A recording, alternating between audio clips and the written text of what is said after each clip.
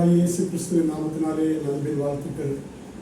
நானும் ஒரு முறை ஒரு வியாதியினாலே ஹாஸ்பிட்டலில் அட்மிட் ஆகியிருந்தேன். அப்பொழுதும் நானும் ஆண்டவரை நோக்கி கூப்பிட்டேன், ஆண்டவரே எனக்கு ஒரு நல்ல ஒரு விடுதலை தாரும் ஆண்டவரே. நான் சைக்கிள் ஓட்ட வேண்டும், கார் ஓட்ட வேண்டும், பைக் ஓட்ட வேண்டும், அதற்குரிய பலனை என் கை கால்களில் தாருங்க ஏசப்பான்னு நான் ரொம்ப ஒரு மனபாரத்தோடு ஏசப்பாவை நோக்கி அதை ஜெபித்தேன்.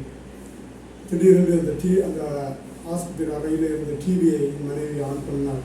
அப்பொழுது அந்த டிவியில் பிரசங்கம் பண்ணி கொண்டிருந்த போதகர் சொன்னார்கள், நீ உன் வாழ்க்கை முடிந்தது, இனி உனக்கு மறுவாழ்வு இல்லை என்று கலங்கி கொண்டிருக்கிறாய், கர்த்தர் இப்பொழுதே உன்னை விடுவிக்கப் போகிறார் என்று ஒரு பயங்கரமான ஒரு செய்தியை கொடுத்து கொண்டிருந்தார். நானும் இந்த நேரத்தில் கண்ணீரோடு அழுதேன், ஆண்டவரே என்னையும் குணமாக்குமே ஏசப்பா.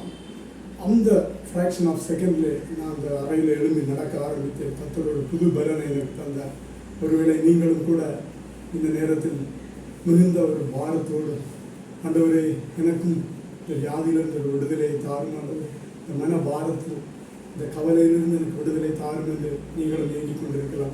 கண்டிப்பாக நிச்சயமாகவே ஆண்டவர் உங்களுக்கும் ஒரு அற்புத விடுதலை இப்பொழுது தருவார். என்னோடு கூட சேர்ந்து நீங்களும் ஜெபியுங்கள்.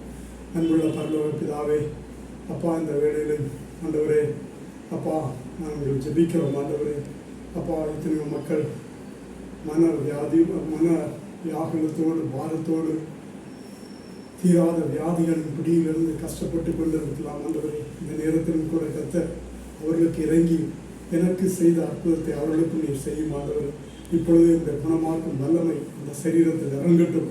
அவர்கள் விடுதலை பெற்றுக்கொண்டு ஆண்டவராக இயேசு கிறிஸ்துவை மகிமைப்படுத்தட்டும். ஆண்டவரே அவருடைய மனபாரங்கள், கவலைகள், கண்ணீர்கள் மாறட்டும். ஆண்டவரே இயேசுவின் நாமத்தினால் இப்பொழுது ஒரு அற்புதம் நடக்கட்டும். ஆண்டவரே கர்த்தர் அற்புதம் செய்தபடியால் நன்றி செலுத்துகிறோம். இயேசுவின் நாமத்தில் கேட்கிறோம் ஜீவனுள்ள பரமபிதாவே, ஆமென். God bless you.